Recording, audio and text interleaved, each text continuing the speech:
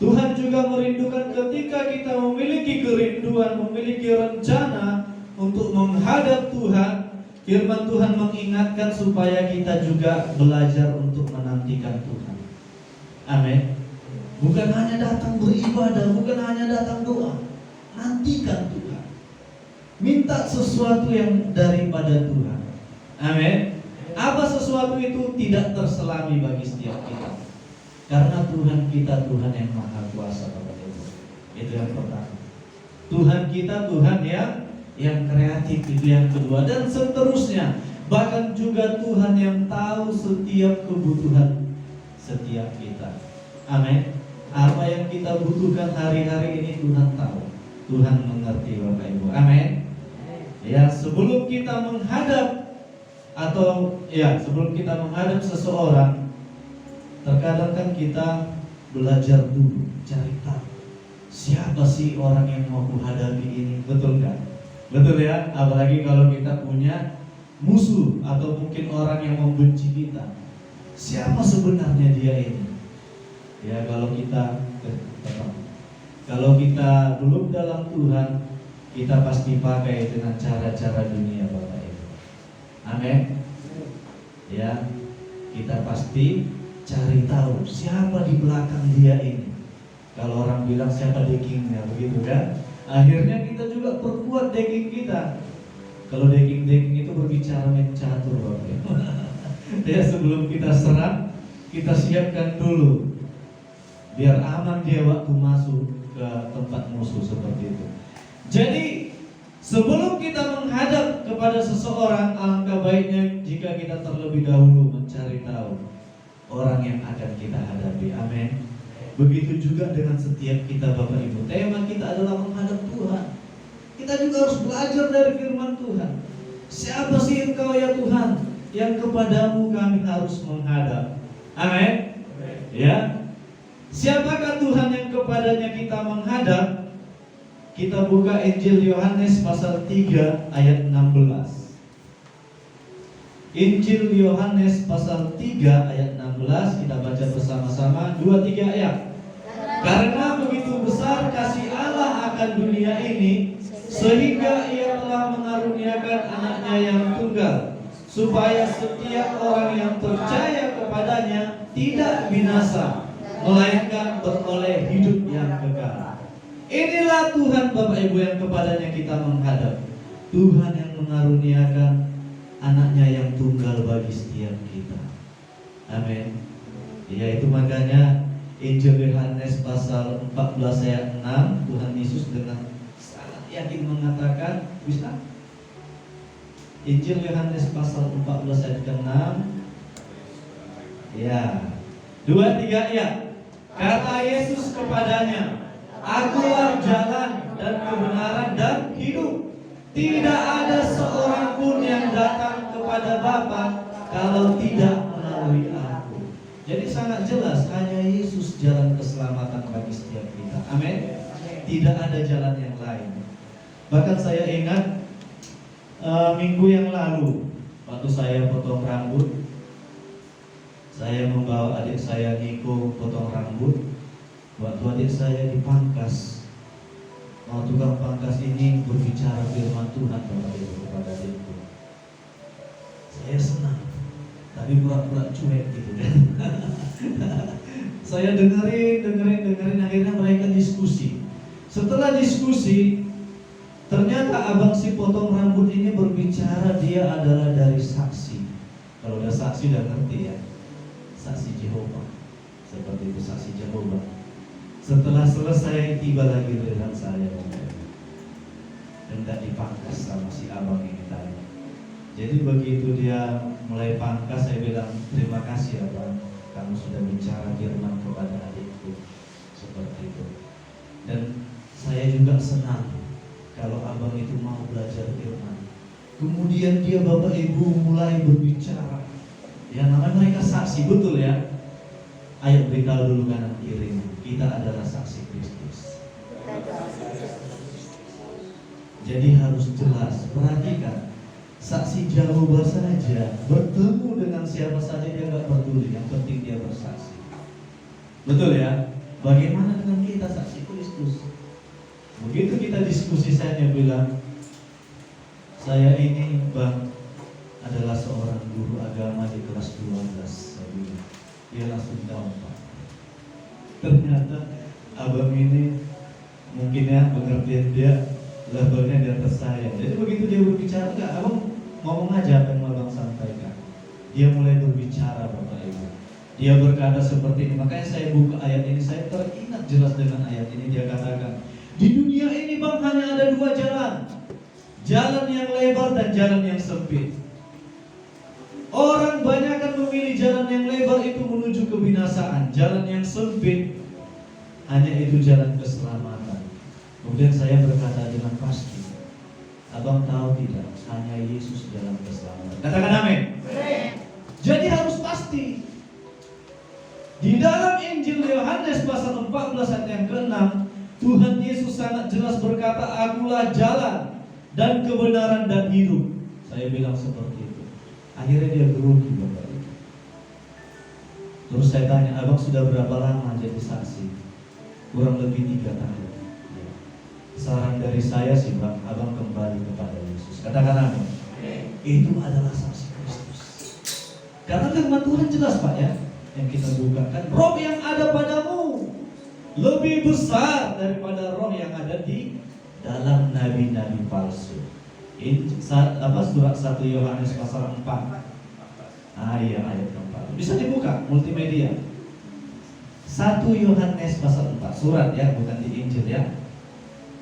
Kita buka biar kita belajar firman Tuhan. Di surat 1 Yohanes pasal yang keempat ayat yang ke-14.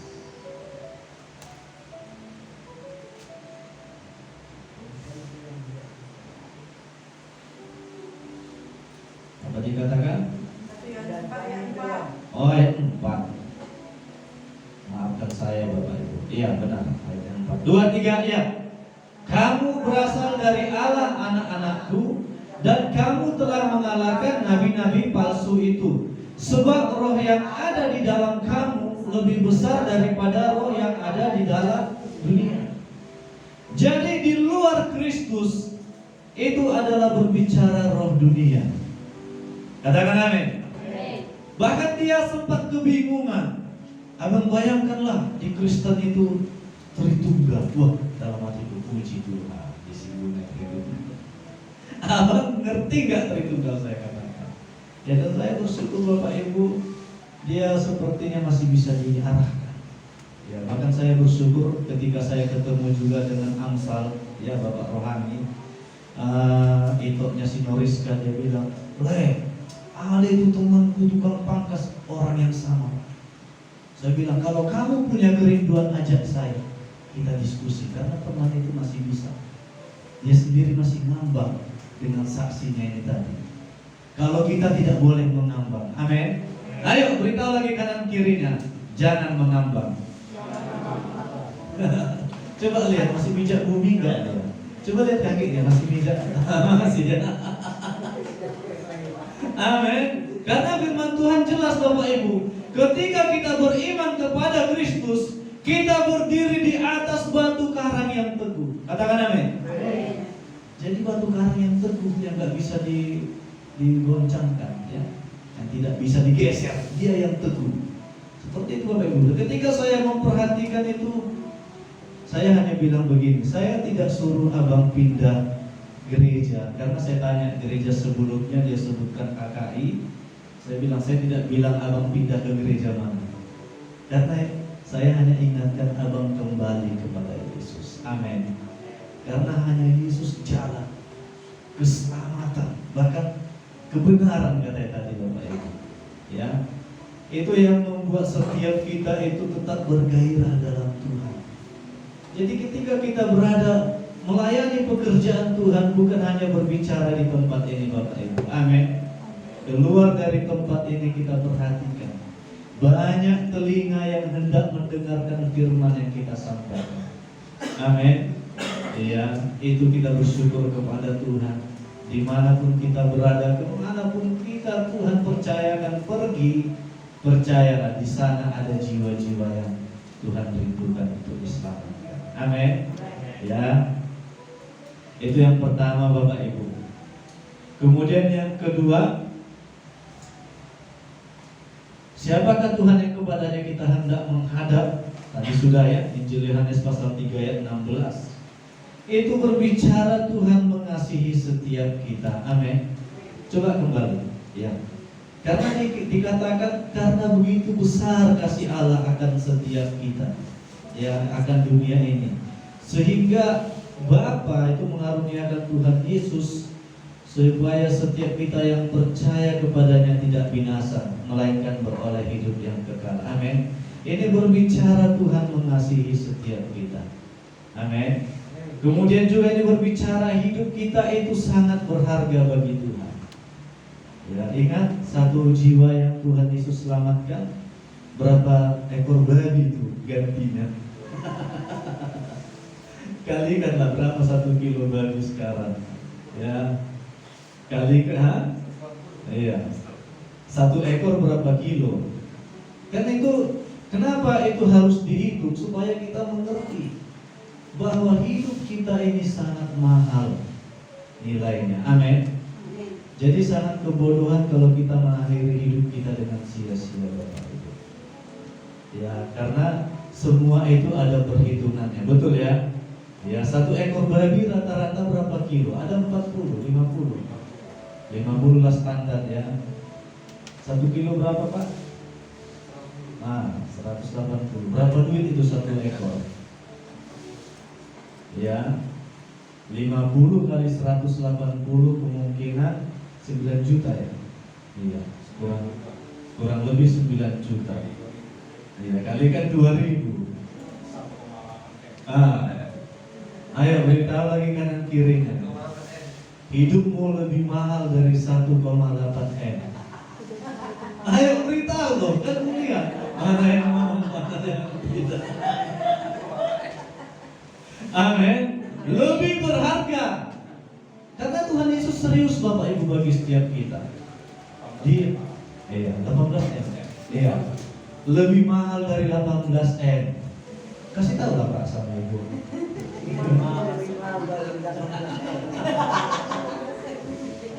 Amin. Sehingga ketika kita punya masalah, kita punya tekanan, kita mengerti Tuhan, hidupku lebih mahal dari 18 M. Amin.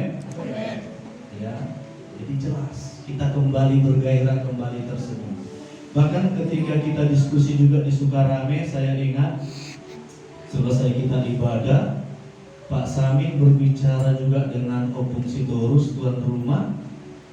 Mereka membahas yang Mazmur pasal 90, Bapak Ibu. Itu berbicara hidup kami 70 tahun. Kemudian saya bilang, kalau yang duduk umurnya udah 68, dia nggak sejahtera pulang ibadah, saya bilang. 2 tahun lagi Tuhan. Kira-kira seperti itu Bapak Ibu. Coba ya kita buka ya. Dari kitab Mazmur.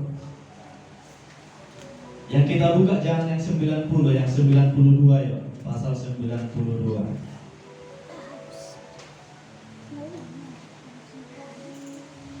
Ayat 12. Kitab Mazmur 92 ayat 12. Kita baca bersama-sama 2 3 ayat. Orang benar akan bertunas seperti pohon korma, akan tumbuh subur seperti pohon aras di Libanon. Ayat 13. Lanjut. Multimedia. Ya, 2 3 ayat. Mereka yang ditanam di bait Tuhan akan bertunas di pelataran Allah kita. Ayat 14. 1 ayat selanjutnya 2 3 ayat. Pada masa tua pun mereka masih berbuah menjadi gemuk dan segar. Katakan amin. Amin. Jadi begitu saya katakan, coba ini kita sebutkan kepada orang tua. Pada masa tuanya hidup mereka masih berbuah, menghasilkan